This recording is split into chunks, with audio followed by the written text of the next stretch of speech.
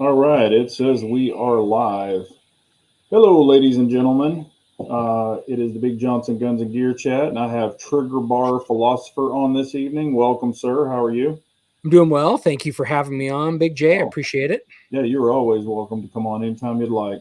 We got Ranger 10 in the house, Scott 79, William Bader, Rich B. Let's see here, let me see if I missed anybody. And I'm sure more will jump in. Lynn Holt, Dirt Track is in. But yeah, and let's see here. Dirt Track is saying hello all. Shot the piece 365 with the Radian Ramjet yesterday. It's legit. Makes that little gun shoot so flat and reduces recoil extremely well. Yeah, Radian. I mean, they got the secret sauce. That's for sure. I really enjoy the Radian comps. Now I haven't shot on a 365. I've only shot it on a Glock. And don't you have one too, Trigger Bar? I do. I have it on my Glock, and I love it. Yeah. I mean, what I love about it, so I have the Parker Mountain machine on my P365. And like, look, I'm not gonna. Those are fairly pricey. Yeah. I'm not gonna just ditch that or sell it for a loss and go get the Ramjet. Yeah. If I didn't have one, I'd probably get the Ramjet. Yeah.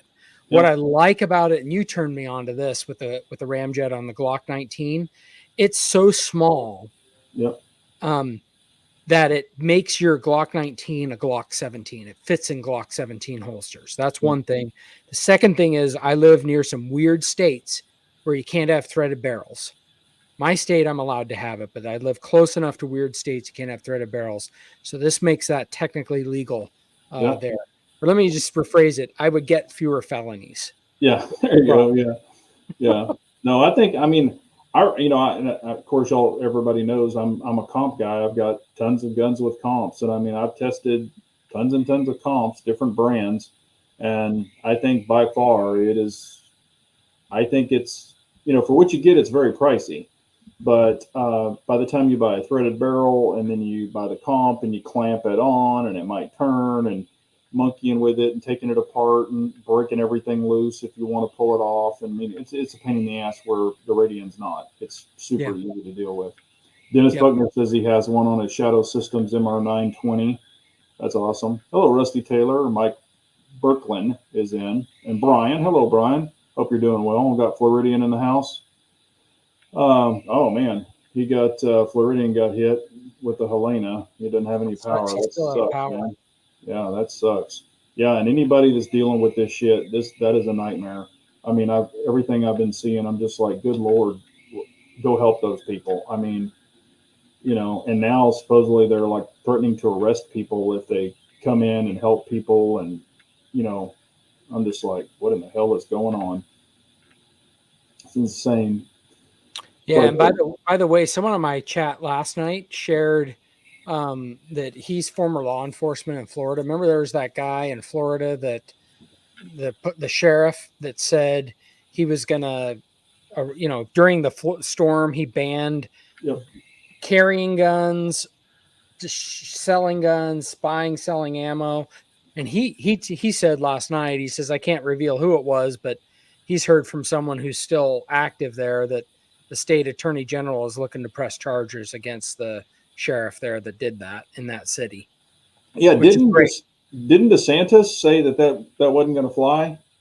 Yeah, he said it's not going to. It says it's not legal. They actually have a state law against it. So in other words, he violated state law, so they could press charges. Yeah, well, I say go for it. Holy crap! I'm trying this new whiskey. It's called Hog 6.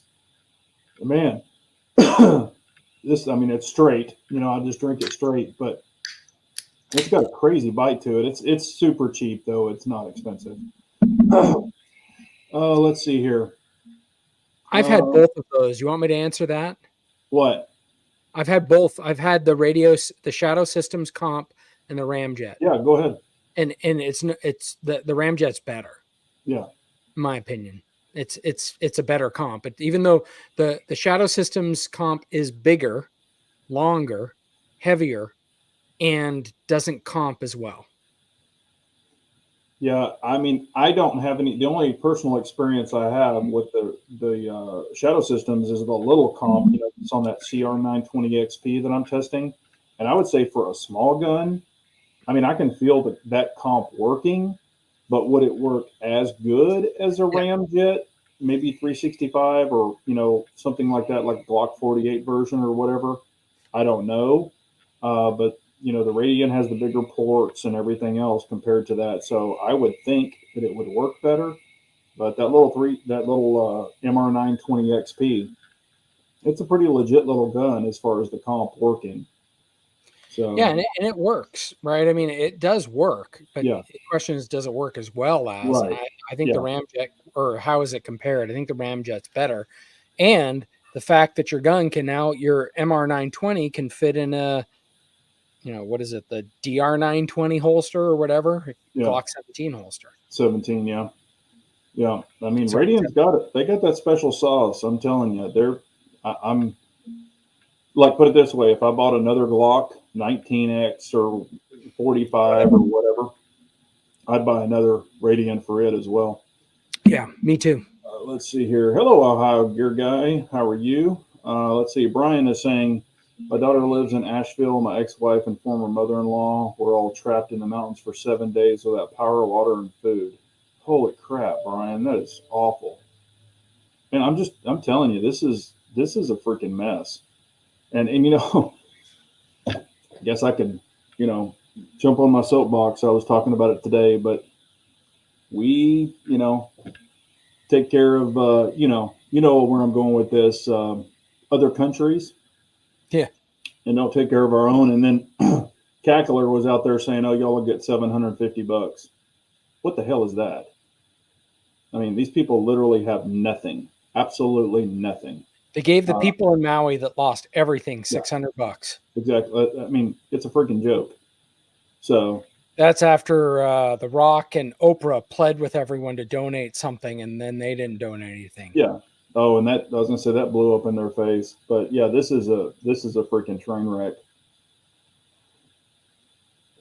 I mean, oh, and then did you heard like FEMA and all that stuff saying, "Oh, well, we don't have any money to give now." Well, I wonder why. Yeah, Dennis says like I asked because I can't have a threaded barrel in New York. I would assume they're legal in New York. No bald shot one. It wasn't his, I don't think. But yeah, these aren't threaded barrels. They're kind of like a lug system. Hello, chessboard. How are you? Turkey's opinions in the house. Give him a thumbs up, and he's got a chat later too. So if y'all want to tune into that, please do. Oh, here we go. Unit 4 saying Trigger Bar. You're everywhere lately. Are you campaigning for office? No, but I was out of town for a little bit, and Yeah. so had one planned with the Turkey's opinion, and that got set back a couple of weeks, and same thing with Big Johnson here. Yeah. No, it's always good to have him on. He and I have similar interest. Oh, and the gun that I've got out being worked on, I got an update on it, so we're getting really close. I think I'm probably within about 2 weeks. I'll probably have it, so I'm getting pretty excited about it. So I think it's going to be pretty awesome. I think a lot of people will be really like, "What the hell did you do?" I'll probably get some of that, and then I'll probably get some people going, "Holy crap, I've never seen anything like that." Yeah, So, and that's kind of what I was going for. I'm excited for it. Yeah, I am too. I've had this in my mind for probably over 2 years now, and I found the right person that could do it. And so I'll be announcing all that. Matter of fact, I'm even trying to, if there's a way, and he already said I could, but I'm trying to find a way if I could go down and pick it up and maybe do like a shop tour, like a little video or something for y'all. I think that'd be kind of cool. Maybe showing some of his other work, because I think y'all might get a kick out of it. That's what I'm trying for. I can't promise it's going to happen, but we're trying to coordinate it correctly. I need to get it back definitely this month because the first next month I'll be in Vegas for a week. So let's see here. Russell Young is saying, "Good evening, Big J, Trigger Bar, and the rest of you. People panicked and cleared the toilet paper shelves." Yeah. Have you seen the videos from Costco and Sam's and all that crap I with, haven't with this strike? Because they did with the that. strike. Yeah, Interesting. the longshoreman strike. So yeah, everybody's hit the Costco. There were like 2 hour lines to check out at Costco, supposedly. I don't know what states these were, but I mean, Wow. it's insane. Everybody's going out and grabbing crap. Yeah, Indie Irish, that's where I was going with that. We're taking care of other countries and illegals, but we're not taking care of our own. Yep. Yeah, absolutely. And I don't know if you guys watched Sean Ryan's show where he uncovered that the US government is sending, I don't know, something like 40 million a week to the Taliban, Taliban. or Yep. 20 million a week. It's something ridiculous. Yep. And then the State Department, or I don't know, some part of the government has now admitted they've erroneously, it was an error, sent 270 million, but Sean Ryan is still saying is like it's probably double that, Yeah. double Oh, or triple. I wouldn't doubt it. Plus, I mean, look at all the shit that we gave them or left over there. Tanks, freaking, in or night vision. I mean, we left everything over there. It's like the strategy Obama had with Iran. If we pay you enough money, will you not build a bomb? And Yeah. they're like, yes. Yeah. And look at all, speaking of Iran, they dropped all that, gave them their money back, and now look what they're doing. I mean, oh Yeah. boy. Scott is saying, anybody knows CZ has announced they're doing the lifetime warranty on their guns and it's transferable. That doesn't bode well. They're turning in the Taurus. I didn't quite understand that one myself either. Wow. I don't No, understand. I always knew them as 5 year warranty. I didn't know that they did that. I wonder if it's even guns going back like farther, or if it's only current. Like the serial number has to be within purchasing it within this day. Like I wonder if all my old CZs will go back. Like they've just done extended or lifetime warranties on all of them. Even the ones they built in the past. Yeah. Yeah, I don't know. I haven't heard about that. Yeah, I haven't either. Let's see here. Yeah, Lynn is saying Easter night 2020 hurricane ripped through my area, destroyed our church and school. We're still waiting on FEMA funds. Yeah, that's, man. We have a big, huge, matter of fact, I went and visited them. This was probably about 10 years ago for a contract they were wanting to do with the company I was with. And man, I went in there and talked to those people, and I was like, how the hell did you put your pants on? I mean, I was talking to this supposed executives. These guys didn't know shit from Shinola about nothing. And I was like, no, I'm not dealing with this shit. So, I said, oh, well, you can just let me know what you need. Here's my email. And I actually got up and walked out. They sent me with their request. I looked at it and I was like, nope, I'm not even bidding on that shit. It was a joke. And it was quite a big deal, but I'm like, no, I'll pass. Yeah, Sean Ryan's podcast is legit. Yeah, I like his stuff. There's some of the stuff that's kind of far out there, but especially when I'm driving, if I'm on a long drive, I might kick it on and listen to it sometimes. But I have watched his stuff. I do like it. Let's see here. Yeah, FEMA is broke like a lot of shit that we have is broke. FDA. I mean, we could just start naming the alphabet agencies. Yeah. Yeah. I mean, I think we all have a we don't long for them by any means. Yeah, this is better now. that first drink, whew, that's pretty harsh. Yeah, and as far as what's going on, what have you kind of been getting into? Is there anything that you're liking more, disliking more, anything, going on with you? Yeah, I got a lot of projects, too many projects that I've got I've got sticks in the fire on, so to speak, working on. So I've got a video titled P07 or P09 Nocturne We Have at Home. Yeah. And I'm actually pretty happy. I actually did a little bit of acting in it, and I think it's going to turn out pretty funny. So if you don't watch anything else, watch the first 30 seconds of that one. I think it might be pretty good. Okay, cool. And but then I got a couple of projects behind me. I actually mentioned these in my chat last night, but I keep forgetting to. It's been up 2 weeks. I keep forgetting. I got a barrel and an action over there. Bolt, yeah. And some bullets beneath it. that if you know the manufacturer of the bullets are Gorilla. So I'll let Oh, people guess in the oh, I know what that. it is. Yeah, And you probably do. you haven't told me, but I bet I know what it is. You want me to Yeah, guess? Gorilla's the giveaway. Yeah. There's one. Is it a little 8.6 action? Yeah. Man, Yep. I ended I up going with a 16-inch barrel and not a okay, shorter one, just because I think I want to hunt with it. And I hunting I may do multi-state, okay. and it gets a little bit of a pain doing short-barreled rifles when you're doing multi-state. And so rather than do that, and look, a bolt action makes no sense to do a pistol. I don't even Yeah, know if you can do a pistol with a bolt action. yeah. Um, The mini yeah, fix. so I'm excited to try it out. Yeah. I mean, Scott's saying 8.6 is gay. Um, I mean, I think it's kind of cool, to have something. I mean, you know, that ammo. What is it? A 338 Lapua. I mean, that's no joke being subsonic. I mean, if that's Yeah, what you want to shoot. I it's mean, 6.5. It's a 6.5 Creedmoor case necked up to 8.6, so 338 Lapua. yeah, Um, so you get some big old rounds. It's always about, when you're doing subsonic, it's always about momentum, and that momentum equation is mass and velocity, yeah, and so or energy, and so the bigger you get the bullet, the more energy it's going to put on it if you want to remain subsonic. And yeah, again, I live in Pennsylvania, and I'm not going to be taking shots really beyond 100 yards.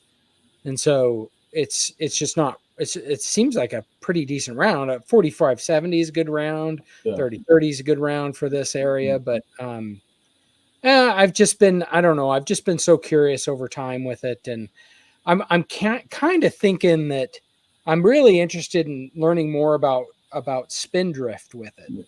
Yeah.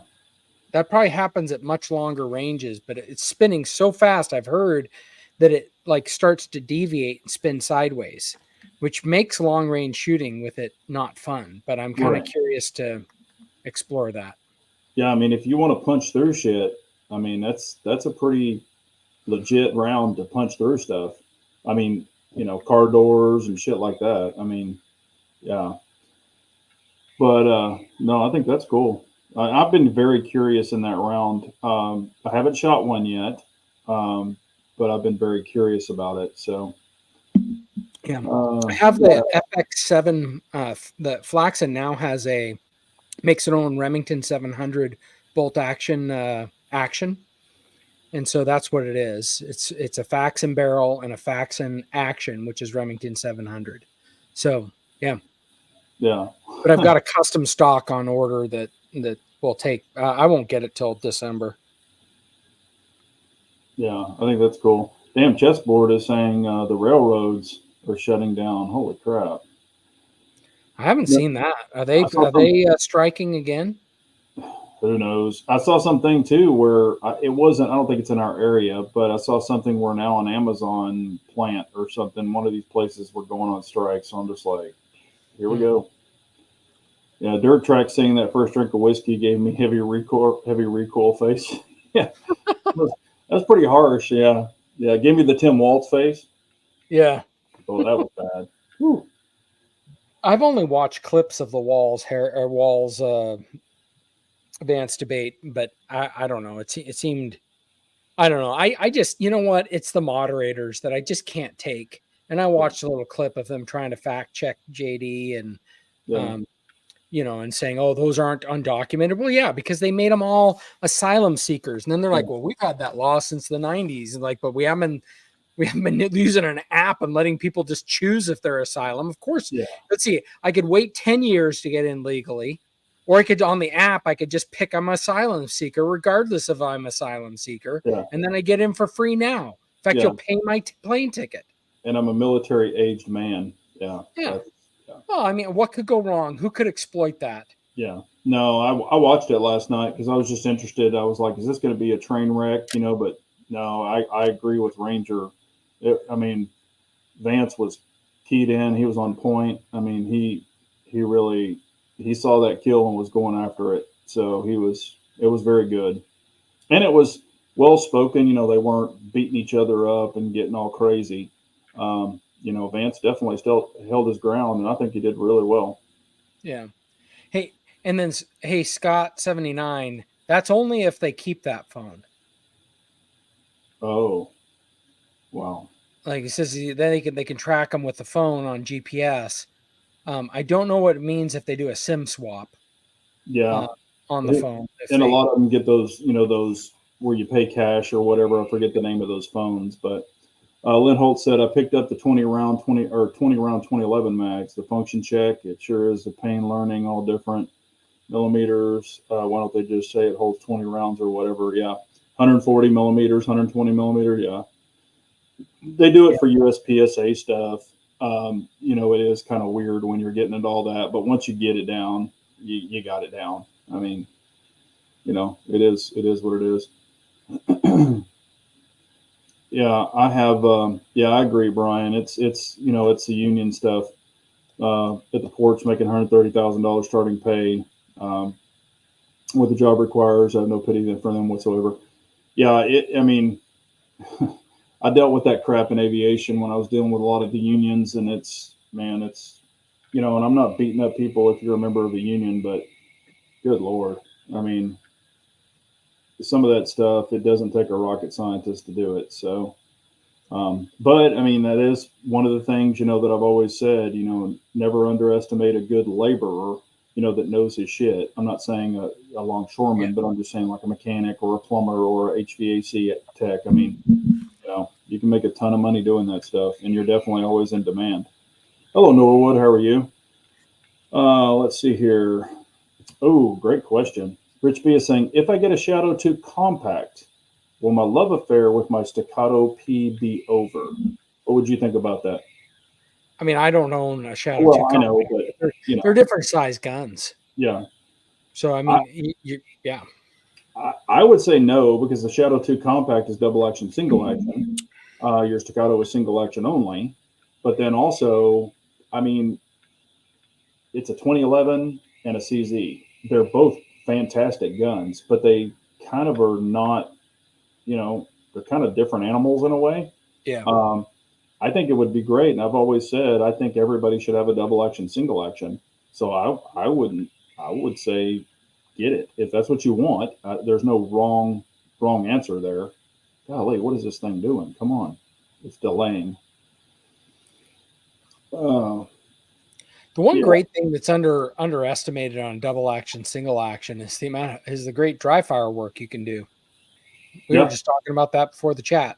yep, With double yeah. action, single action, you can, you don't have to rack the slide after each trigger pull. That's true.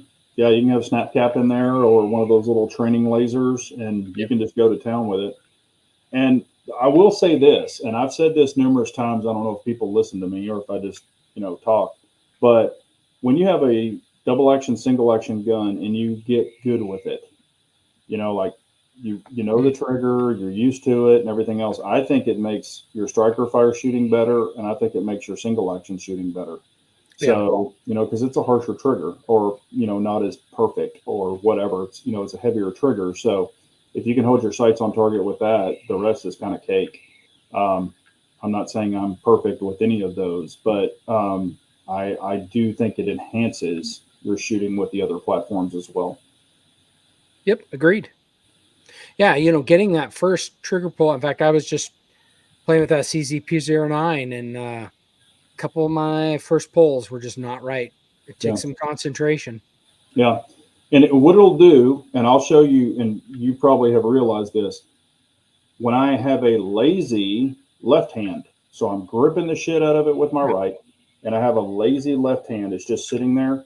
It Man, with exposes. that it'll expose the shit out of you with that first trigger pull. You will be like, holy crap! I mean, you're like, god dang. So then you'll grip down on it. And you're like, okay, boom, boom, boom. I mean, it'll really show your flaws, and that's what I really like about it.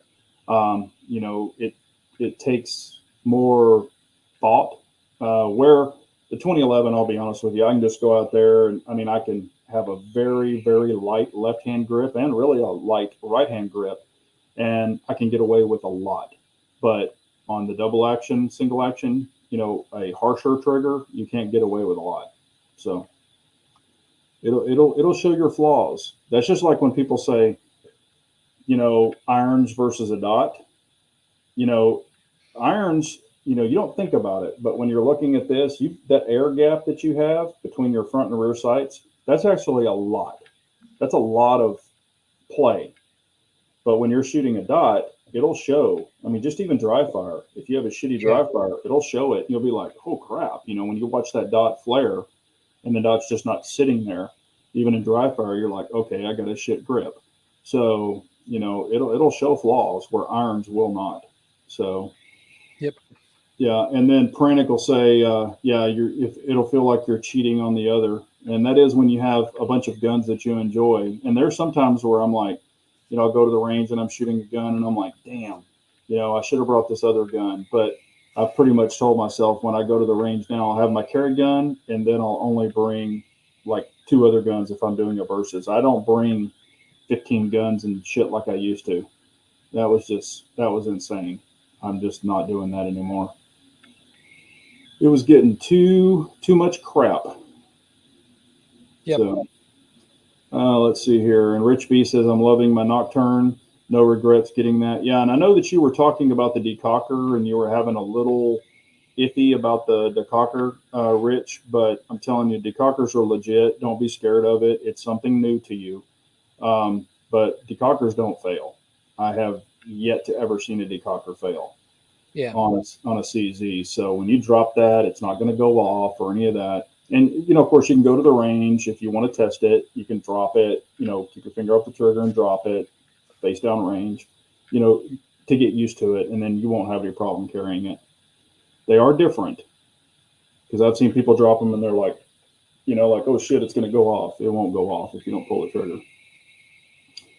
But, and that's another thing, too. I've got, and of course, I'm still testing that Shadow Systems. So far, so good. I mean, I've got 217 rounds through it, and I only had that one little hiccup, the very first. On the very first round, I mean, you can't, you'll get that. I think I had that in my Glock. Yeah. I think my Glock 19 had a hiccup in the first or second round, and then, it's been flawless since, Yeah. And, one thing I noticed, this gun, even compared to a 365, because I've played with those and I've shot those. I haven't owned one, but I've shot them. This Shadow Systems, and of course it does have a match grade barrel, but that lockup is extremely tight. So I could see, and I've had 1911s, 2011s with match grade stuff. And there is a break-in period. But to only have one round, I was expecting it was going to be 5 or 6 or maybe half a mag at least. So far, so good. So I'm actually pretty impressed with it. And for a small gun, I'm kind of liking it. Still got to shoot it a lot more. The trigger is not great. I would say it's a little above a stock Glock. More polished, I would say. Not perfect. And I know that you could put a minus connector and stuff like that in if you really wanted to, but I want to shoot it all stock, get used to it, see what I think about it. And then, if I want to change something, I will, later, but I want to pretty much keep it stock, and just, see what I can do with it. And if I still keep enjoying it, but so far so good. And I thought, man, it's going to be small. I'm not going to be able to get my hands on it. I haven't gotten the holster yet, but when I do get the holster, I want to test because I've had this problem with small guns. You put it in your appendix, and I'll rip the shirt and I'll go to grab the grip. And a lot of those small guns I would miss. So I haven't been able to test that yet. But once I get the holster, I'm going to do some dry fire, dry drills, and see if I miss it. On some of the smaller guns, I was missing it a good master grip, so to say. I was missing it 7 out of 10 times.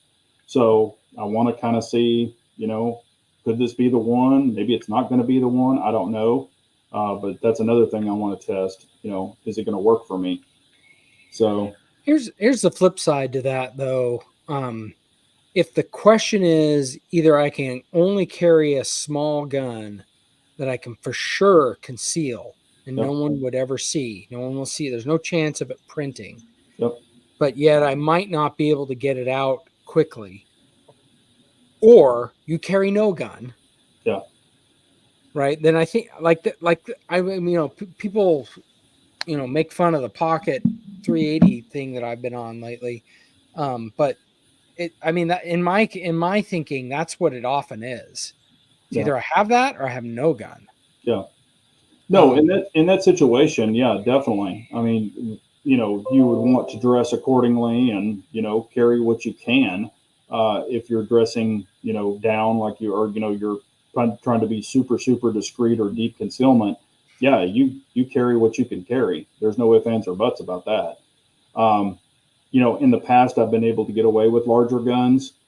Um, with more of the executive type role, there are some situations where just the way I'm having to dress with a suit or whatever, where I definitely am seeing the reason more so to have a thinner type gun. So that's why I was kind of intrigued with this one because it does have the comp, it does have the bigger grip, it does have more capacity. Um, And the thinking on it is like, yeah, so if you're in a situation where if you can't draw within 2 seconds, then you're dead.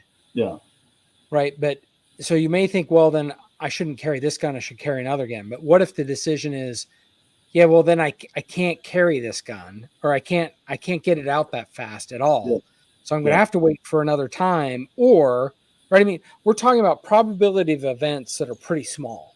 yeah, Right. And then within that range of events that you need your gun, one small slice of it is you have to draw under 2 seconds. Not yeah, every slice in that probability you have to draw is you have to draw within under 2 seconds. I mean, it's good to have that training. It's good to be that good. yeah, Right.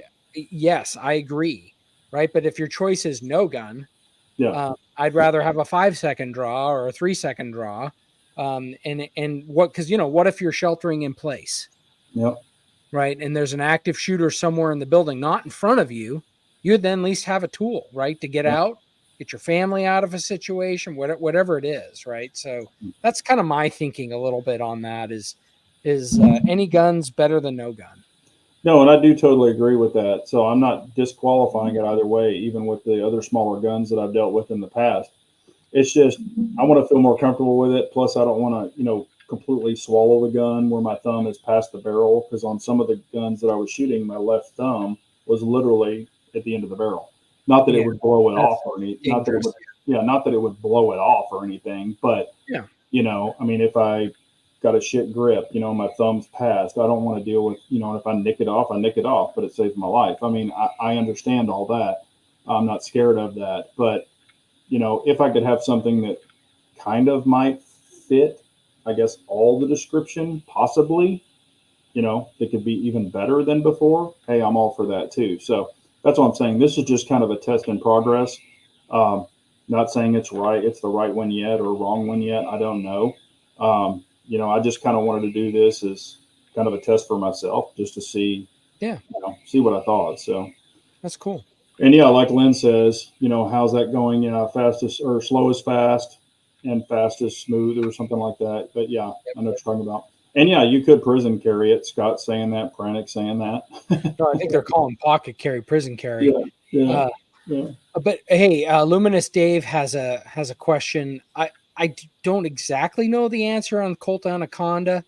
I don't know if Big J you do, but what I've heard on those is you just can't shoot the plus P 44 mag. So like if you go to Buffalo Boar's website, now they're known for having like supersonic, really hard Yeah, hitting, and they list the guns that round is approved for. Only shoot that round through those guns. My guess is if you go out and buy some Hornady, flex tip, 44 mag hollow point, you'll be fine. yeah, yeah. That And a hard cast is fine. I haven't heard that they have polygonal rifling like a Glock does on the 10mm Glock. So I think you're fine with coated hard cast. I just would in extreme penetrators, just anything labeled plus P 44 mag, I'd stick away from. Or yeah. Yeah, anything with extreme penetrator, that would be like the Diddy round. I don't know if you want to be messing around with that. So you need a lot of lube for that one. Baby But, oil. yeah, a lot of people were saying that they think that there's drugs in all those bottles also mixed with that. So I don't know if that's true or not, but he had it in everything else. I mean, it's yeah, just like this is going to be another Epstein Island. It would not shock me. The dude's he's the Clintons are going to take him out. I'm sorry. yeah. There's too many people involved in that mess. Yeah. So, yep. And I totally agree with this right here. To what Ranger's saying. Having any gun that you're proficient with is better than not having one, no matter the brand, name, whatever. And Yeah. I totally agree with that. So here's a contrarian theory, or not theory, but just statement. So in reading a bunch of defensive gun cases, there's a fair amount of people who successfully defend themselves who say, this is the first time I ever shot my gun. I don't recommend it. Yeah. Right. But, and this is again where I'm like, I want everyone to get as much training as possible, but I don't want a law that says you can't own a gun unless you get training. Yeah, I've said that. Part of our Second Amendment is, you're born with it. So they shouldn't say you've got to do this, this, this, or this in order to be able to do it. No. I mean, I don't give a shit if you're an 80-year-old woman or a 95-year-old man or whatever, or even a 10-year-old kid, if you know how to use it and not hurt yourself and defend your parents or, whatever. Or if you happen to be at home, one of the key, latchkey kids or whatever, where you just come home and lock yourself in the house, yeah. I mean, you do what you need to do to, save your ass. So, yeah. But yeah, that and this is another thing that I want to start doing too. I do want to spend, and of course, I would go to the outdoor range for this, but I do want to start because, and I've said this before, my weakest part of probably my whole shooting ability, and I'm not saying I'm dumb because I'm not, but my weakest is probably scope work, holdovers, dialing. That's probably my weakest, and dialing at speed, like if you're doing rapid succession or something like that, follow up quickly. And even holdovers at distance, 2, 3, 4, 500 yards. I mean, some of those are pretty easy depending on the caliber. But, I really want to start doing more of that as well because I want to become better at the weakest part of I think that's the weakest part of my game, so to say. Shotguns are not a big deal. Pistols are really, I'm not saying they're easy. They're probably the most difficult to shoot because of lack of point of contact. But, I'm pretty proficient. I'm not an expert by any means. But, man, I've really got to I've been thinking about it more and more. And I'm just like, what's the weakest part of your game? And that's what it is. Dialing and really working scope. So I do want to get better at that. So I think that's what I'm going to start investing in. Take that trip to ETTS where it's the hour and a half, one way or whatever, hour and 20 minutes. So I think I am going to start doing some, maybe at least once a month. And now that it's even getting cooler, that's even more reason to do it. So, that's another thing that I really want to do. If you had to pick out the weakest point of your game, what do you think it would be for you? I'm still, for sure it's draw. I think that's still draw and single hand shooting are probably my weakest spots. I just always forget to practice the weakest hand, and then for draw, I've only got the one range that I can even do it at, and it's just far away, and so I just don't get enough draw practice. And so and I know you don't have to be at a range. You can do that home and live fire. Yeah. And I've got to get more. I just have to get more reps. Yeah. I probably only have low thousands of reps versus I'm sure folks on here have hundreds of thousands of reps. So yeah, and I was meaning, I guess if I think we could all work on any of those, those items. I was just meaning like between shotgun, rifle, pistol. I do think for me it's still pistol. By the way, okay, yeah. So shot a lot more rifle growing up, even later years, just out at the range, and it's just almost always rifle and shotgun and skeet shooting for me. yeah, And so, yeah. and I shot a lot of rifle, but back in the day, it was iron sight rifles, and stuff like that, or just a kind of a basic scope, like the old. I mean, I've got one sitting here that's the old Leopold, and literally the thing is, one of the metal tubes, and it's like that big around with crosshair. Um, so, and it's not, you don't really dial those. But I want to really get, I guess, that would still be even a work in progress, but I want to get, more into dialing and more into, leading or holdovers. Yeah. That's, man, I'm like, man, I just haven't done it in quite a while, in an outdoor range. So that's why I'm like, I need to spend some time with that. But I think we can all work on our draws and left-handed shooting. I mean, and I guess I feel a little more confident because I've done a little bit of hunting lately. yeah. And some of it was out west where I had to do, came up on elk, had to dial my scope. Yeah. Had my son had my rangefinder. He told me the range. I knew my dope. Click, click, click. I'm on it and drop the elk, right? And so Yeah. all within the time before the herd noticed us and started running, right? And so it so I am feeling a little bit. Maybe I'm not as good at it, but I'm just not. I'm not feeling that as my biggest thing. I just like I didn't grow up shooting pistols like you did. Yeah. That's just been a part of your life forever, right? Right. Yeah. And so, yeah. Well, I shot a lot of shotgun and mostly 22 and some deer rifle. I mean, I've killed a lot of deer in my lifetime. Even when I was young, I did a lot of deer hunting. But yeah, I just want to get like, okay, if I had to take that target at X Yeah. yards and, have a good hit, And I just want to like I'd love quickly. to use my scope for range finding. That's a deficiency. Like Yeah. I rely on the laser rangefinder Yeah. to know my yardage, and then off of that, knowing I know at least I know my dope on my hunting rifles. But uh, yeah, Yeah. And I mean, that's like, and I've got the rangefinder, but I used it in golf. So hmm. I'd be like, okay, to the pin, it's 158. Okay, 8 iron or 9 iron. I mean, I knew that was just instilled in my head, like, okay, wind, in my face, going with the wind, okay, pitch and wedge, whatever. Um, so I mean, I know that. That's what's so crazy. It's like, okay, I know freaking golf with a rangefinder. I need to know rifle. I need to get out there and really Yeah, spend time with it. And I haven't done it honestly, not even lying. I mean, I've been pig hunting since then, and I killed pigs, but it's probably been, man, 5 years at least, maybe, yeah, probably about yeah, 5 years. Where I just haven't. I've been shooting a hell of a lot of pistols, so that's why I'm yeah. just like, damn, I need to really get back into rifle. And if you know my channel, I go back and Yeah, forth. yeah, Right. So now the one downside is where I'm at now. I only go out to 300 yards. And quite honestly, you really don't have to know your dope with a 308 out to 300 yards. You just yeah, shoot. right, yeah. Especially if you got a great scope, it's pretty much a no-brainer for a 308.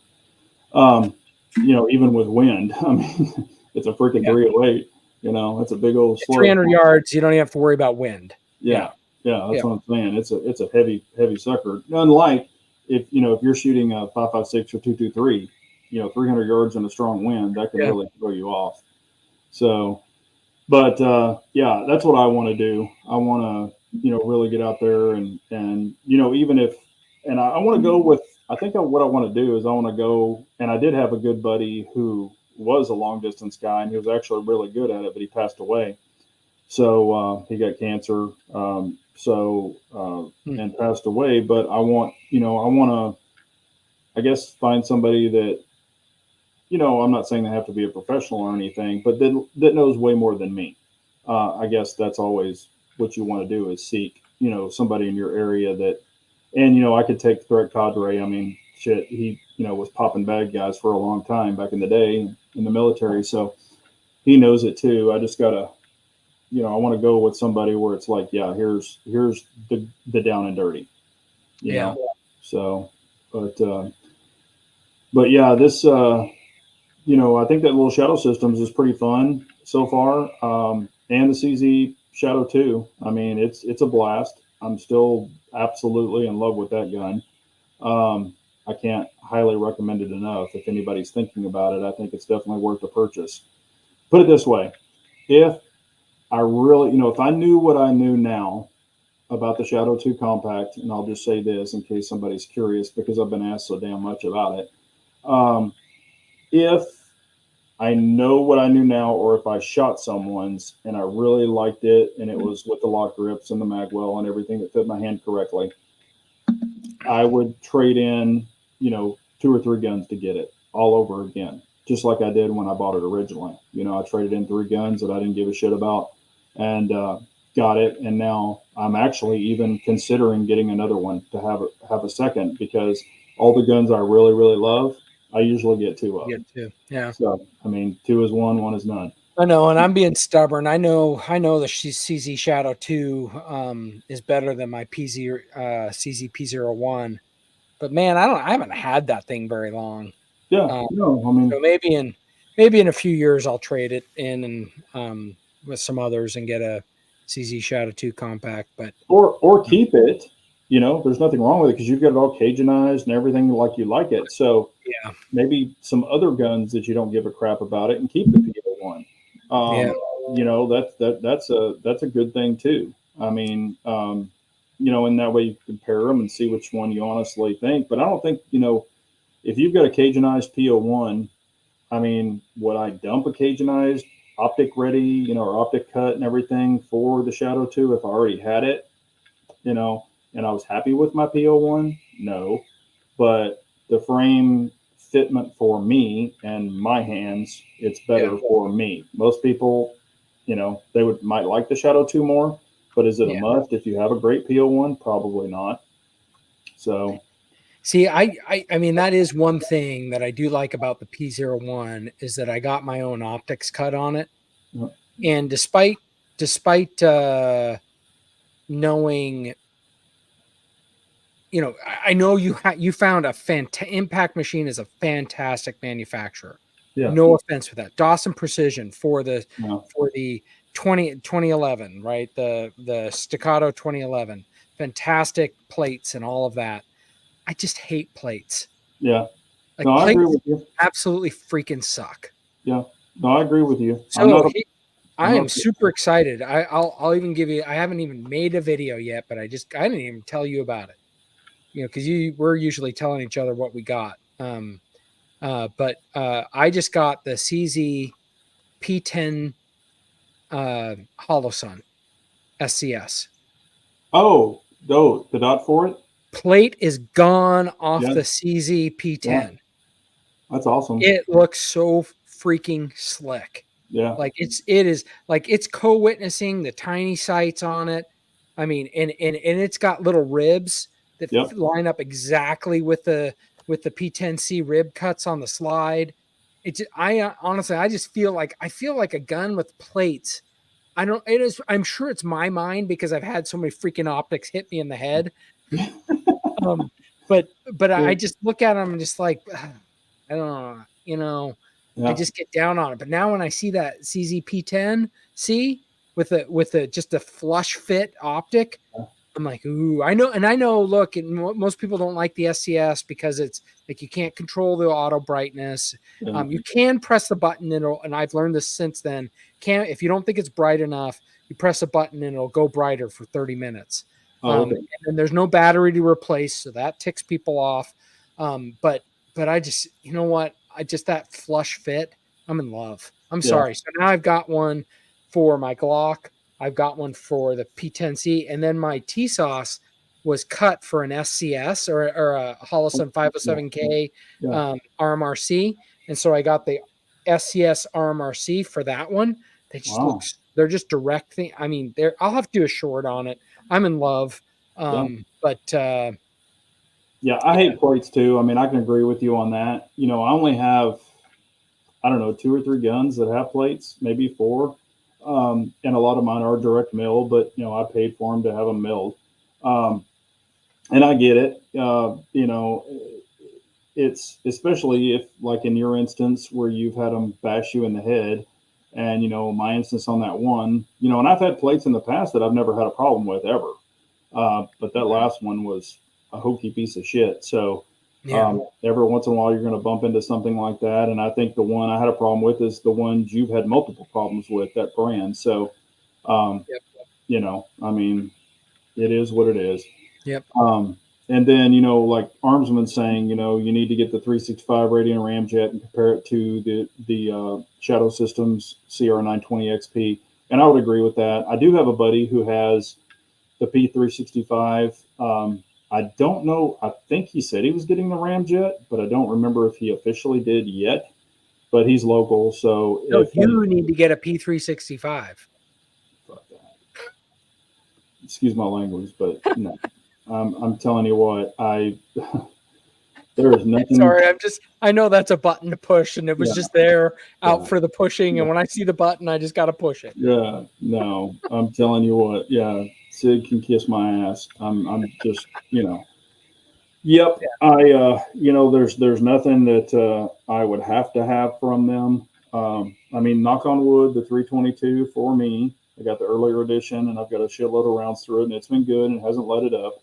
So, I mean, I'll give them kudos on that, but I've had way too many problems with other guns. So, yeah, that's where I think you need the fuse, because the fuse, I think, is the same size as that P322. The fuse would probably fit me better, but man, I mean, you know the history. We've talked about it. No, I know. They hate me, so I'm telling you, even if I bought a gun and had a problem with it and I had to call them, they would pull up my telephone number and email, and they'd be like, "Oh, screw this guy. You know, he's blasted us." And I've only blasted them for legit shit, but I guarantee you, I'm on a blacklist with them, and that's perfectly fine because they're on a blacklist with me, so I don't really care. Yeah. But yeah, a couple of points. So Ohio Gear Guy asked for a longshoreman strike, and we talked about it earlier. Yeah, we talked about that earlier. John Jones is saying, "Good evening, everyone. I'm new to this chat. Thanks to Trigger Bar for letting me know about it." Well, welcome, JJ. We appreciate you. So Joe Jones is the guy I was telling you about that knew, and I mentioned it on this chat. Joe mentioned it in my chat last night. He's Joe's former law enforcement and has some connections in the state government that heard there might be charges on that sheriff pending. Oh. Okay. But get this too. Joe Jones stayed at his home. He's Floridian. He's one of your Florida buddies, and he stayed in his home during the hurricane. And Joe was packing his Glock 20, which he carried. Like, he's not just a fanboy. He carried that for like 30 years, law enforcement. So, and his Mossberg 590 retrograde with the bayonet on it. So he was ready for looters to come. Like, that's to me in my mind. I just see this, and he's got a bulldog too. I just see Joe out in his garage saying, "Bring it." Yeah, come on down. Next contestant in. The price is right. Yeah, come on down. Yeah, look at Armsman saying I need a fuse. He's you and him. You need to quit that. Yeah, you know, and that's the thing. You know, I'm really, you know, and of course I still need to prove it out more, but I am excited about, you know, carrying the Shadow Systems just to see what I think about it. But I'm not going to carry it till I prove it out. You know, I've got to put a bunch of hollow points through it, you know, even more grain. I did that break in with that 124 FMJ. So I've got to shoot. I've already got it in the bag over here behind me, ready to go. I've got some HST 124s. I've got some V Crown 147s and V Crown 124. And this is the thing, okay, before anybody says anything. That SIG ammo, I use it for freaking testing only, and because I bought it for nothing. I've had that shit for like 5 years. I got it when it first came out, and it was on a super sale, so I bought cases of that shit in the hollow points. So that's the only reason I have it. Nice. And I'm not saying it's bad ammo, but you know, I just want to run that through it. I've got some Black Hills. I think it's 124 plus P. So I want to shoot that through it just to see what it can handle and how it, you know, sets up in my hand and all that stuff. So I want to run all that through it first before, you know, I even consider carrying it. But, and Rich B is saying, ordered my first holster from Armsman. Thank you for the code, Big J. That was Armsman. He gave that code to all of y'all. I appreciate him doing that. I got two coming, I think. Yeah, I was going to say it. I'm excited. Yeah, I think I've got two coming also. So with those lock grips, the Shadow 2 Compact is the baby of a mommy PO1 and daddy TSO. So you know, Trigger. Yeah. Okay. Yeah. I mean, it's a legit gun. Matter of fact, it's sitting right over there in an Armsman holster, and I did get a new light for it. Um, I am really, and I think I've said this before, I am really digging the Streamlight TLR7X or HLX, the little longer bezel where you get 1,000 lumens. That's probably my favorite light right now, even over my X300s and, other ones. So, um, yeah, I bought a black one. I didn't get one from the Streamlight sent me the FDE one, but I actually bought a black one so I could have it for a lot of other guns. But it's on the Shadow 2 compact right now, so that's the one I'm rolling with right now. But really digging that light quite a bit, actually. I think that's kind of I just picked one up and I put it on my Glock 19 to try it out. So what did you shine it around and stuff? What did you think about it? And I compared it to my X Surefire Turbo X or Surefire. Yeah. Oh, if you compared it to the turbo is really bright. It might not be a turbo. It might be an X300. Oh, okay, X300, yeah. Yeah, and I couldn't tell the difference. Yeah, I mean, I compared it to my X300U, the Ultra, and that's the regular one. And honestly, they look exactly the same to me. Now, the turbo is a whole different ball game. I mean, that thing is a freaking flamethrower. But for the small, the small body of it, I mean, it's definitely appreciable for what you're getting. I'm definitely into them. Hey, I know this group isn't a big, huge Springfield fan group, but what was up with that release? You sent me the picture, and I honestly, I'm on because I do have a Springfield, and I love it. It's my 10 millimeter. Yeah. I don't love the optics plate on it. That pisses me off. But I've been hoping they're going to come out with a new 10 millimeter line in the Echelon that replaces, because I just assumed that whole XDM line was like going away. Here's the only thing the Echelon. Wouldn't you think it would just go away and they do a 45 and a 40 and all their calibers in the Echelon? But here's what I think. Okay. And, after I sent that to you and you were like, what? Here's my thought. I thought they had a bunch of extra spare parts laying around from that gun, and they were like, "Hey, we got to get ready." And they ran out of lowers. Yeah, so that's what I thought. And plus, you're getting it for $299, and it is optic cut. Yeah. So I mean, it's better than a sharp stick in the eye. So it's inexpensive. It's the grip module. It's the only thing that's different is the texturing on the grip, because the slide. I mean, they may have different types of cuts in it, but the optics cut is identical. It's using the same footprint, which is moronic to me, right? And so if you don't know the XD, like the CZ P10 optics cut, where you screw the screws in for most common footprints, like the DPP or the RMR or something like that, it has cutouts. So your screws can go through the plate and go in a little bit deeper into the slide. Springfield didn't do that. The only thing you can do is go directly into once it's through the plate, it hits the slide and that's it. So your screws have to be precision fitted, and they can basically just be in the depth of the, of the slide. So you've only got like 2 or 3 threads that are holding that optics on. It's a stupid design. Well, like I said, when I saw that, I'm like, please at least have changed the optics cut. And like, nope.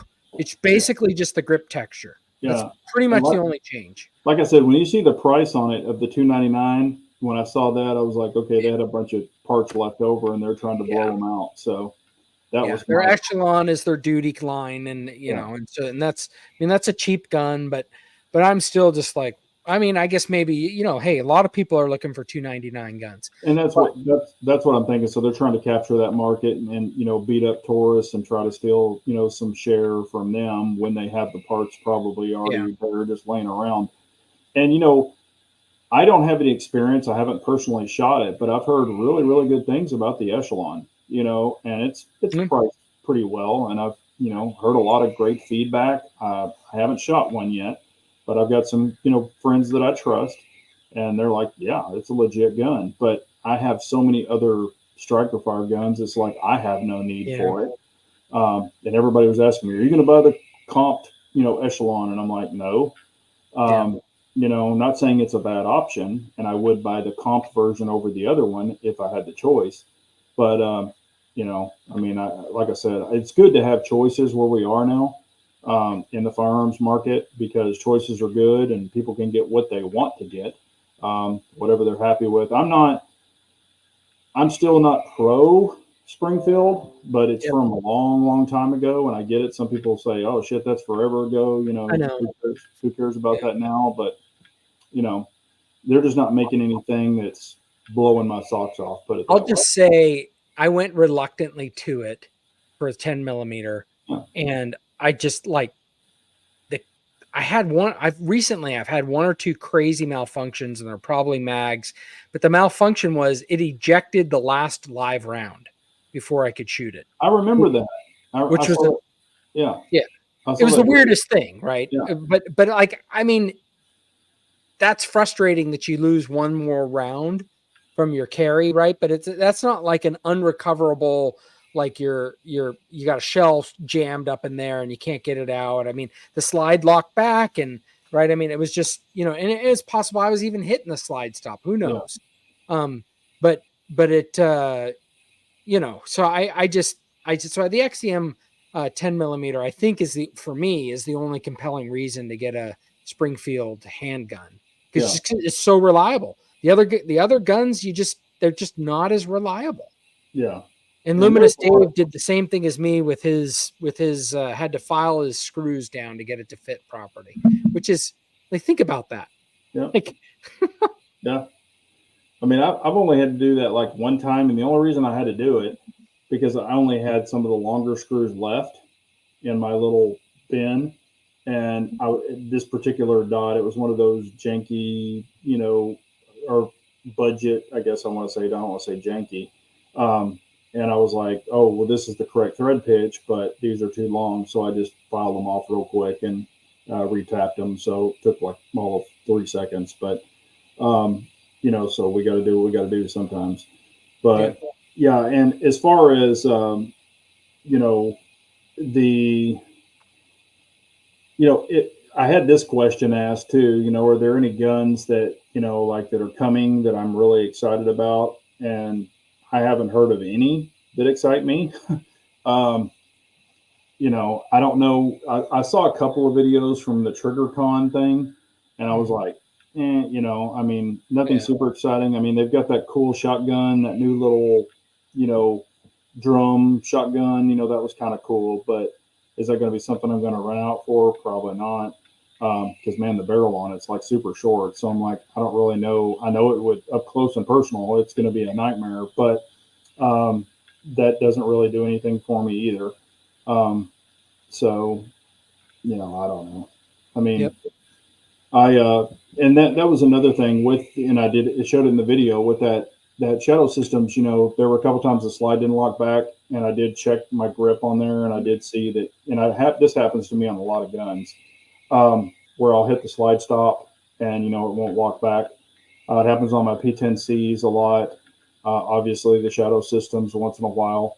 Even the Glock sometimes. Glock 19, it'll happen sometimes. 19X. So some slide stops don't work perfectly for me.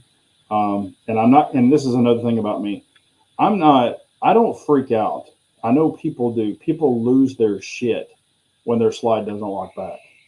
But I shoot a lot of 2011s with the extended mags and stuff where the followers they're yeah, not designed to lock back, so that doesn't bother me.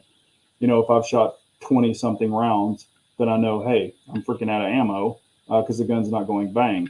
So that doesn't really bother me. But some people are like, if it doesn't lock back, it's broken, it's a piece of shit. But I mean, it bugs me. Like, I had the dagger that was doing that, and I did replace the um, slide stop, uh, and that fixed it. well, yours was also doing it like, I mean, I'm talking about the last round. Yours Well, was that's what I doing, mean. It was doing it then. It was yeah, fine, shooting fine. In the last round, it just yeah, wouldn't. And I tried springs, and then eventually I was just like, maybe it's that. And when I got it out of it, I was like, well, no wonder why. And I checked on the mags; it yeah, wasn't hitting right on the yeah. mags. to Yeah. get that slide stop.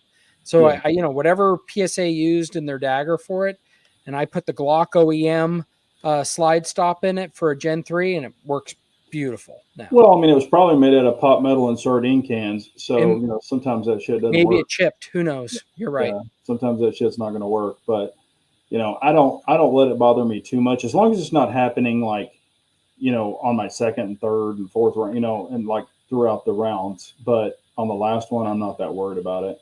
It has happened on some guns where it's happened like 5 rounds into it, I've bumped it, and then Yeah. they're all adjust and plan accordingly. But I'm not seeing anything that's jumping out right now, and it's like, oh my gosh, I'm waiting for this whenever it drops. I know some people are excited about the PSA Rock Compact. It releases next Friday or this coming Friday, I think. I don't know. Does it? Okay, Yeah, that's exciting. yeah. Okay. So a lot of people are excited about that. I had a bunch of people asking me since I have the Rock and you have the Rock with the full size. I had a lot of people, oh, are you going to buy the compact? And at first I was like really intrigued. I was like, oh man, the compact would be cool, but at the end of the day, I actually like the full size, just for my setup. And I wouldn't be afraid. Mine works flawlessly. I know some people might have differing opinion. I think yours works flawlessly too. But I wouldn't be opposed to carrying that if that was a gun that I needed to carry. So because you've got a lot of rounds on tap, and it's super easy to shoot, and it's actually very accurate. So. Very. But the compact one, I'm like, and I actually thought about buying my daughter one because I think that would, she loves the dots. But 22, she's like, I want something better than 22. But 9mm has a little bit more oomph for her, and that's another thing I need to do. I've just been so far behind, but I want to get my wife behind the 5.7. I know you have, and I want to get my daughter behind the 5.7 just to watch them shoot it. And if they're like, holy crap, then I have a feeling I'm buying some more 5.7s for them. But, I know your wife seemed to like it, didn't she? She did. And that's what we have in her bedside. Yeah. So, and, I can throw the suppressor on it and stuff, and it is fun. Even if you're shooting supersonic, it's still way better. It is. Yeah. With supersonic than with or having the suppressor on it with even supersonic. But it's a fun gun to shoot. I really, really enjoy it. And I need to get that out and shoot it more. I've got a bunch of ammo for it, so I need to shoot that more. It's just like, man, what I need to do. I'm a real stickler about keeping round counts on my guns, writing everything down. I can sit here and tell you, on the Shadow Systems 217, that's pretty weird. Most people wouldn't do that, but I'll keep those kind of round counts. But then for planning, like, hey, which guns I need to shoot, I don't write shit down, and I'm just like, man, when I think about this, I need to start writing it down, because when I go to the safes, like I was saying before, I think it was like, I don't know, a week or two ago, I'm digging around in the bottom of the safe, and I'm just like, oh shit, I didn't even know I had these 2 guns or this gun. I thought I got rid of them years ago. Yeah, that's hilarious. Yeah, Hey, so that does bring up, and I know the number one rule of gun ownership is no sell, only buy. But like, I am thinking there's a gun swap at my range. I'm actually thinking of bringing a few things there. Because I'm actually thinking that, and it's towards the end of this month, I'm actually thinking that might be the height of, if things go bad in the election, and I mean bad, someone else gets voted in that I don't want. Yep. I know what you're saying. Prices could go up after that happens. Yep. Right. But also, what if something happens that I want in the election? Prices could at least stay as low and be even further low. Yep. And so I'm kind of thinking that might not be a bad time, because people are going to be wanting to acquire before, but I've got more than enough at this point. And like you said, there are some nicer things that I might want. Yeah. It's not that I'm selling to sell. Yeah. Right. But I don't know your thoughts on and you actually did it to get your CZ Shadow 2 compact, but your thoughts on selling guns now. Because we talked about which guns you want to buy, but the used market's rough right now. Yeah, it is. It's very rough. But here's the way I look at it, and I have changed, like in the past, when I was younger, I'm like gun, gun, gun, buy, buy, buy. Okay. Mm-hmm. But I still sold a bunch back in the day. So I'm not, I haven't been teeter tottering. But here's the way I look at it. If it's a gun that you know deep down in your soul that you don't give a shit about, why keep it? Yeah. Okay. And so I've been getting rid of some of those. And here's another thing that I'm thinking about. I'm getting older. I'm not going to get any younger. I'm going to get older. So the way I'm doing mine now is if, say, I were to crash and burn tomorrow, okay, just if something happened, God forbid it doesn't, but if it does, I don't want my wife and kid to walk in and all these safes and just go, what the shit am I dealing with? And have a bunch of, and I'm using this term loosely. I'm not trying to be negative, but a bunch of shit that you could go buy tomorrow. Okay, Yeah. I'm just being honest. If you could go out to the store and you could buy it tomorrow, the same damn gun, why keep it? Yeah. If it has sentimental Or value, get 1/4 of the price for what you yeah, go buy it. exactly. If it has sentimental value, if it has, you've customized it because you love that gun and you want to make it your own, that is what I'm more into. And if it's a gun that I've put my thought, my money, my investment, my design, um, creative stuff into, then that's a gun that I want to pass down. If it's just something I go to buy tomorrow, I don't care about passing that thing down. And if I know that I'm not shooting it and enjoying it, I'm getting to the point. Now, trust me, I still have plenty of guns. I could get rid of half my collection and still have plenty of guns. So that's not where I'm going with this. But I'm trying to be more realistic about things than I used to be in the past. I mean, I can outfit quite a bit of people, family members and friends and things, and we would still be good. But Yep. I look at it more now as nuisances. Like when I open up the safes and I'm finding crap I didn't even know I had, that's a problem. It really is a problem. 4 of one gun, like at the Shadow 2, at one time I had 4 of them. Yeah. I mean, I love them. They're fantastic guns, but I'm like, 4? Do I really need that many? Right. So, I got rid of 2 of them. So that's, I'm just trying to be more realistic. The guns that I really love, I'm pretty much customizing one and keeping one stock. That's what I'm doing. Yeah. So, and my whole point being on the Shadow 2 Compact, for example, if I were to buy another Shadow 2 Compact, I would customize one with a tricked out color or design or whatever, and then I would probably keep one stock. Um, so that's kind of what I'm doing, meaning if anything ever happened, I've got a parts gun also. That's kind of the way I'm looking at it. I've got plenty of mags for everything, and I always tell everybody if you've got enough guns, buy more mags, buy more ammo. You don't have to have another gun. Yeah. And at the end of the day, when it all comes down to it, okay, you got a new striker fire gun that's out. Okay, it's lipstick on a pig. Does it do anything that your other striker fire gun doesn't? Not necessarily. If it's anything that's not revolutionary, do you have to have it? Honestly, no. If you can afford it and you want it, should you buy it? Yeah, if you want to. I mean, it's up to you. But Guns are fun. There's yeah, nothing wrong with yeah, and there's getting nothing something wrong for with that. fun. But I have it like, for example, I have a bunch of AR-15s. I have 10 and a half, 12 and a half, 16. I've got all this crap. But do I really need that many? Honestly, no. I've got a buddy of mine that's got like 10 shorties. It's almost the same damn gun, but he's got 10 of them. And I'm like, okay, that's a little, that's a little crazy. But again, I don't ever judge people because they can do what they want. And you see some people on YouTube and they got guns behind them and it's all AR-15s, and it's like, okay, you got 12, 16-inch AR-15s.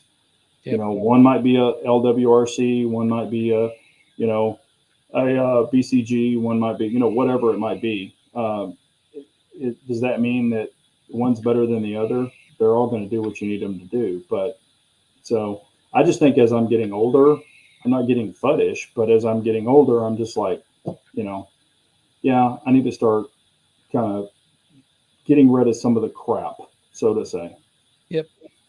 So, and and you bring up another good thing, and Rich B brought it up, and Armsman, that that the flip side to this is, why would you buy, a Taurus G3 right now, or a some other real cheap gun, when for the same price you can get an M&P 1.0, you can get a Gen 3 Glock 19, you can get basically the same price. You look around, you can get sub $300 original guns, police trade-ins, that are crazy cheap. Yeah.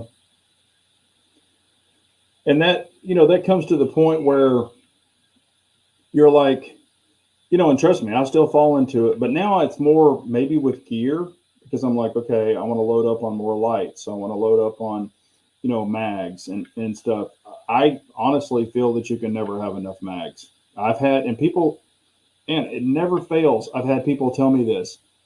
I've never had a mag fail. I've had mag fails. I mean, I guess you don't shoot your shit enough, because I have had mags fail. And I'm not saying they're not repairable. You can respring them. I've put springs in my 2011s because I have worn them out, or they've not been as springy as they should be over time. But you can repurpose a lot of that and buy new springs and new guts and stuff like that. So it's not a big deal. And followers really don't break like they used to way back in the day. But I think you should have plenty of mags for whatever all your ARs or AR-10s or pistols or whatever, because if shit gets really bad, mags are going to be in demand. Not so much, I mean, people are going to want guns too, but you got to keep your guns fed, and mags are what do it. So, and people have asked me, and this is funny, I want to get your opinion too. Okay, say you have a pistol, just say you do. For that one pistol, how many mags do you think you truly need for that one pistol? Or would you buy for that one pistol? So if I have one pistol, I think the bare minimum is 10. Yeah. For me personally, but I mean, here's the thing. So like pistols that I consider in my bug out or my home bug in scenario, it's at least 10. Yep. If it's guns, I'm like, this would be a cool gun, and I want to try this, and this is going to be a fun one. Like I got some fun guns. Like I got a 10 folio 6-inch 10 millimeter. It's a heavy gun. I bought it because I thought it might be a great woods gun. It's too heavy for a woods gun. Yeah. But I love it. It's got a just fun single action. I mean, it's a CZ clone. I mean, it's just a kicking gun. I just love that thing. I'm probably not bugging out with it. Yeah. It's probably not going to be my main home defense gun. In fact, it's not at right now. And so, 4 mags is fine for it. Yeah. And see, I would agree. I don't have to have, for me personally, I don't have to have 10 to 20 mags for every gun that I own. Yeah. And see, that's where sometimes I go probably a little deep. Like, I bought 3 more mags for the Shadow systems because I want to test it. Now, and the only reason I bought 3 more is because, and they're 15 round mags, but they are coming out with an 18 round mag for it. So that's why I only bought 3, because I'll probably buy 3 more of the 18 round mags when they're available. For like range use, backup mag use, that kind of thing. Probably won't carry it with an 18 round mag. I could, but probably won't. But I usually am around a gun that I really care about. It is usually 8 to 10 on a pistol. Now, rifles, God, I have crazy. Well, and if you have a lot of AR-15s, right, then they're all the same mags. Yeah, and AR-10s, so they're all the same mags too. Yeah. But especially like CZs, I can't count how many P10 mags or P10F mags that I have, and dominantly they're P10F mags. I have a ton of P10C mags, but I always buy the Fs because they fit in the Cs and it's more ammo. So why wouldn't you? And the same with Glock. I only own 2 Glocks, and I probably have freaking 30 plus Glock mags, and also my PCC takes them. But I just kind of look at it that way. If anything's going to fail, it's probably going to be a mag, and why mess with them? Some of them, matter of fact, even some of my old AR mags, the old P mags, I think they were the Gen 1.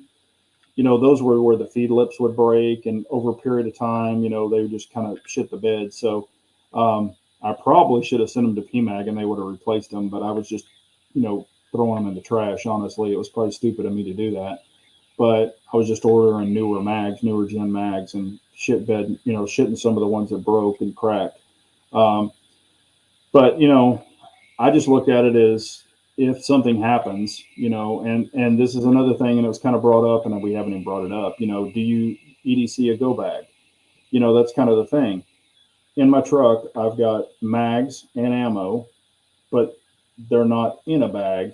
Okay, got to hold for a second, but they're literally in there for that reason. But then I also have a go bag, and in the go bag, I have mags and AR, ammo and stuff like that, or 300 blackout, whatever I'm carrying.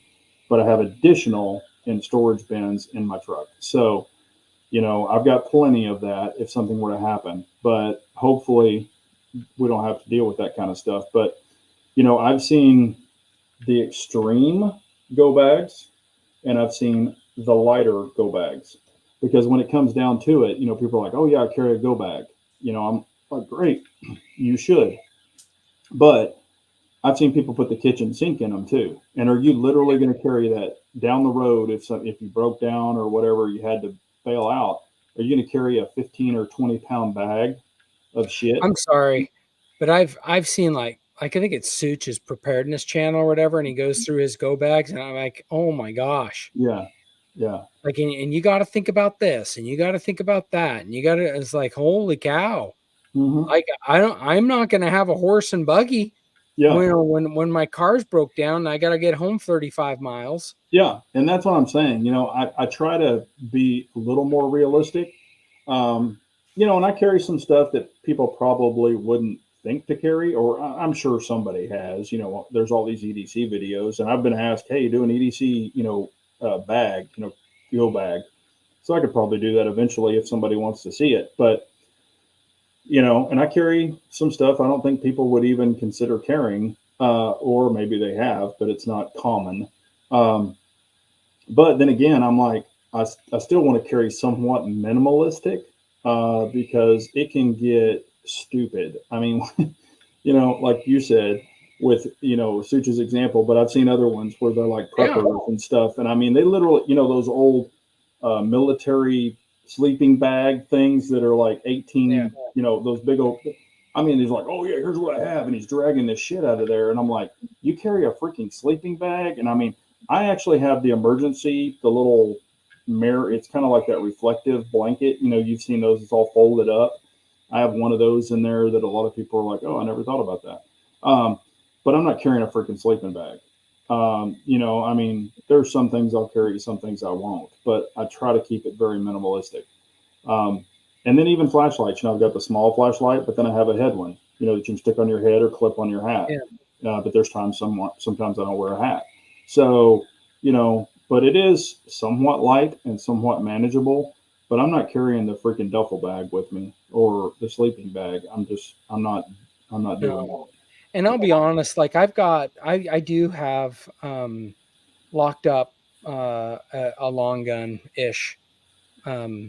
It's a short boy 300 blackouts. It's not really a long gun, but I don't know if in the situation, depends on the situation. When I'm like, if I can't drive home, and there have been situations, again, I'm on the East Coast, major city, like New York had a blackout. People had to walk home.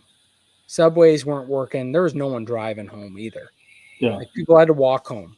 That happens to me in that situation. I don't think I'm carrying my long gun. Yeah. Like even hidden in my backpack, I think it'll just be too conspicuous.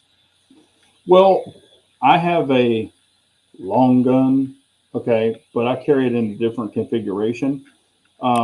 Sure. And it's not 16 inches, but I have a way that I can carry it actually in a bag. And, y'all aren't dumb. You can snap it apart, and it's a small one. And it works very, very well. And it's in that bag. So it's on me quite a bit when I travel out of town. So if something were to pop off, it's literally pushing two pins, and you're ready to roll. So, and matter of fact, the mag is even the way I've got it. The mag's already in there. So when I snap it, it's you're ready to go. So, nice.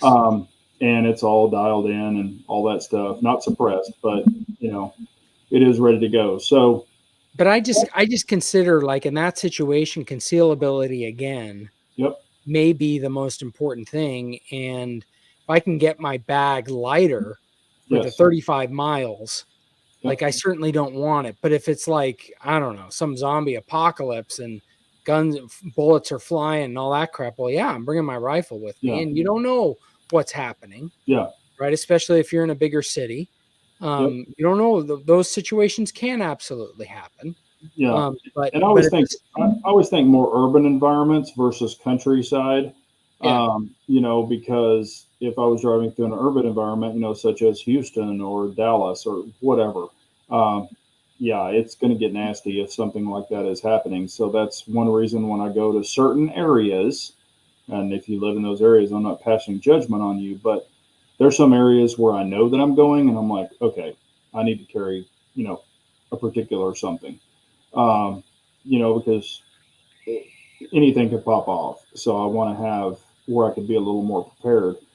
But you know, I've got that the G17L with the little fixture on it, yeah, um, and you know that's not a joke either. I mean, that thing is very potent at what it is, and it's very actually underestimated for what it is too. And it easily takes a fun stick. So you know, and it's a lot of fun to shoot. So that has been with me quite a bit too. And yeah. granted, That's it's where I like my flux. yeah, Like, those things pack up teeny tiny yeah, exactly. And this one does and too. lightweight. And that's what I was going to say. It's super lightweight. I mean, when I'm carrying it, I'm like, damn, did I forget it? And I'm looking in there. I'm like, no shit, it's there. So, and it can go in a really small bag. So, versus some of the other things that can't. So, I mean, there's different options for different people. I just say plan accordingly and do what you want to do. I'm Yeah. not a fear monger. I would never, you know, I'm not that kind of guy.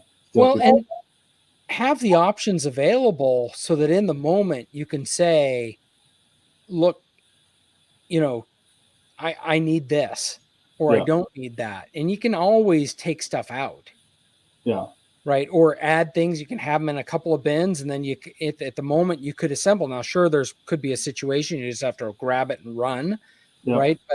But at the same time, my guess is there's going to be, you probably have 30 seconds, right? If you want to ditch some things in your car, in your vehicle, and where you're moving to foot yeah, from there. Um, Again, I park in a big parking garage. In any scenario, I'm not getting out with yeah. the car. Like, I bet I can get in, but I'm not getting it out. Yeah, my only the only reason, you know, and I do a lot of highway driving, people know that. And I've thought, you know, if something were to happen on a freeway, okay, and what I'm meaning is like a blockade or something just crazy. You don't know. And I know that we're all, you know, I mean, I know people get deep in the weeds on this kind of stuff, but you know, if somebody were perched in a certain spot under an underpass or something was just crazy, you know, I wouldn't want to be like, okay, I'll just wait till they come get me in my car. You know, I would want to have something to potentially fight back with. And, you know, sometimes a pistol won't cut it. So, you know, I mean, I'm not saying that would ever happen. And I know that Yeah. we kind of prepare for or be proactive. And again, I'm not trying to, you know, say, oh, he's one of those crazy guys or whatever. But you know, could it ever happen? I mean, anything can happen. We know that. I mean, especially nowadays. But you know, I just think about situations like that, and I'm like, yeah, I've got it. Never need it, but if I did, hey, I've got it there, and it would be nice, you know, to have it in the bag if you ever needed it in that kind of situation. Because, man, if you've got somebody perched up somewhere under an underpass, I mean, there's a lot of concrete around them protecting them, and you're stuck in a car, you know, Yeah. or a truck. So, but like I said, I don't want somebody to just be walking through traffic doing what they want to do. You know, so but yeah, heck, it's getting late. I didn't even know we were past this time. Yeah, and I got to get up early, Yeah, so I was going to say I got to get to. But what do you have coming up on the channel that you want to recommend or kind of push out there? Because it's always a joy to have you on. I yeah, appreciate you coming on. tomorrow night some more jackal Okay, testing. Got a new suppressor on it, and we do awesome. some suppressor testing.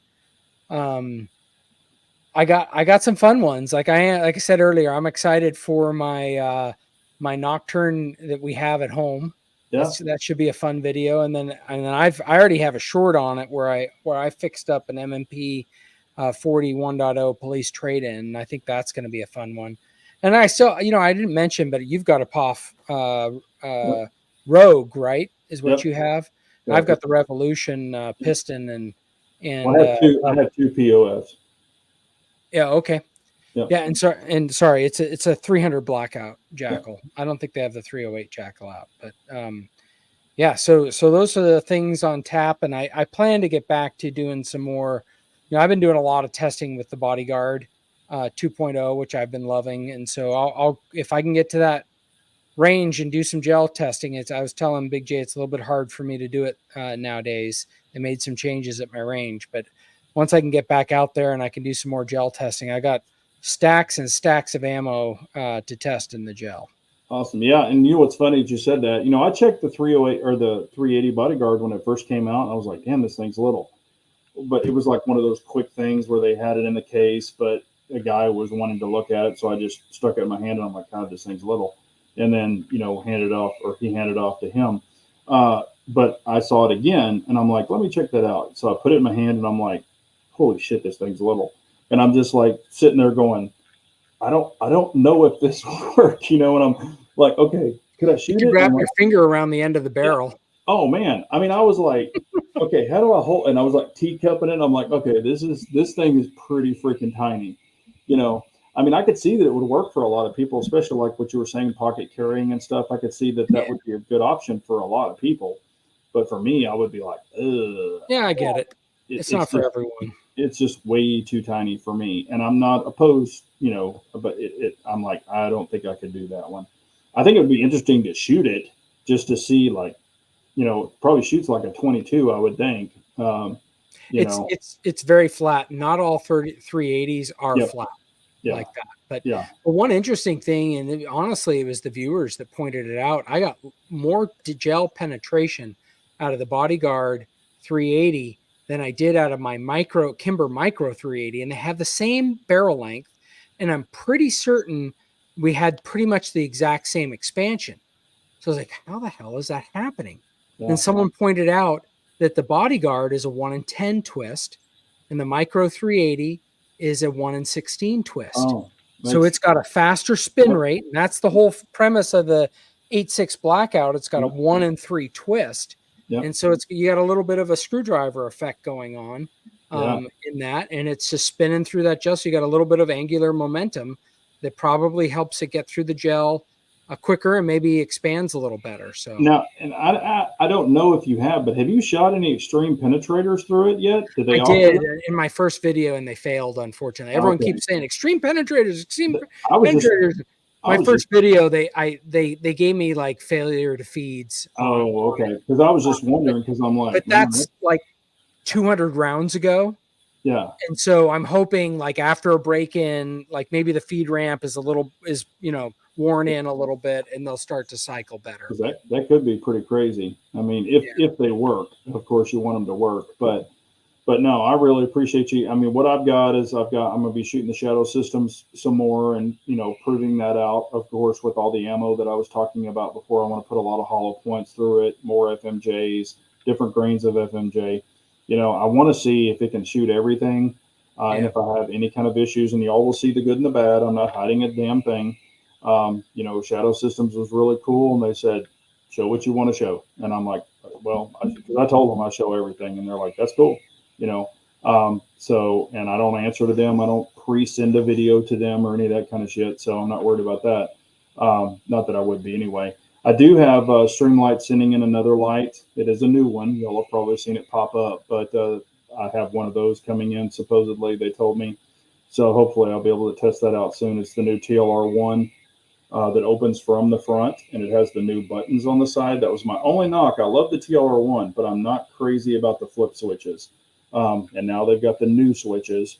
So I'm really interested in testing that out and see what I think about that. So hopefully when I get that, I can start testing it out and against the X300 and the old TLR1 and stuff like that. So I wish they would have cranked up the Candela. but they cranked up the lumens, so we'll see if it really works. But yeah, I appreciate you being on so much, Sugar Bar. Thank you for your time, and always a great time to have you on here. So you're welcome at any time. And also, the great chat members out there, I appreciate y'all. I know we didn't get to a ton of questions. We'll make it up later. So if y'all got any great questions after the chat, please leave them for myself. And Sugar Bar's always welcome to come on and answer them too. If you've got anything for him, please leave it. But I appreciate y'all so much. We will see you next Wednesday. And remember, an unarmed nation is a very weak nation. So we all got to carry on. Thanks, everyone. Good night.